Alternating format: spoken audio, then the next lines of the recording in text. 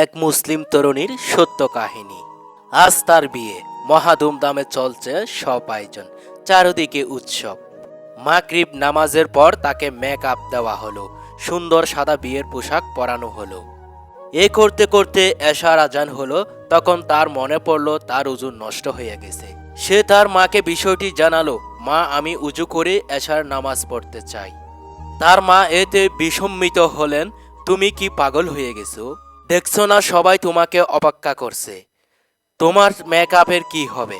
পানিতে তো সব ধুয়ে যাবে। তখন তিনি বললেন, আমি তোমার মা, আমি নির্দেশ দিচ্ছি তুমি এখন নামাজ পড়বে না।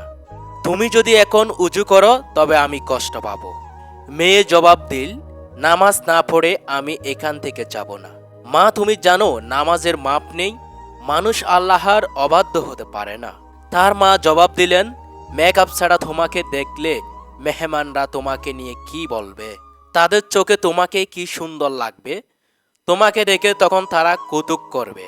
মেয়ে তখন বলল, মা, তুমি কি এই নিয়ে চিন্তা করো যে আমি সৃষ্টির দৃষ্টিতে সুন্দর কিনা? আমার স্রষ্টা নিয়ে কি ভাবো?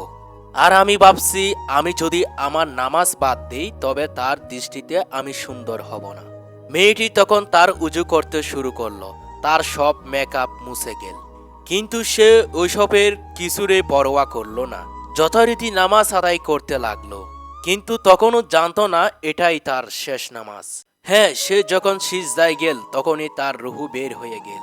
নামাজ পড়তে দৃঢ় প্রতিজ্ঞা এক মুসলিম নারী তার প্রভুর কাছে চলে গেলেন, আর সামনে সিজদা থেকে তিনি নামাজকে সবচেয়ে বেশি গুরুত্ব দিতেন। মেয়েটি চেয়েছিলেন তার রবের কাছাকাছি হতে, আর নামাজেই রবের সবচেয়ে কাছাকাছি হওয়া যায়। কে তার চেহারা নিয়ে, শ্বাসগুস নিয়ে কি বলল, সে তার পরোয়া করত না। তার ভাবনা জুড়ে ছিল আল্লাহ তার সম্পর্কে কি ভাবছেন।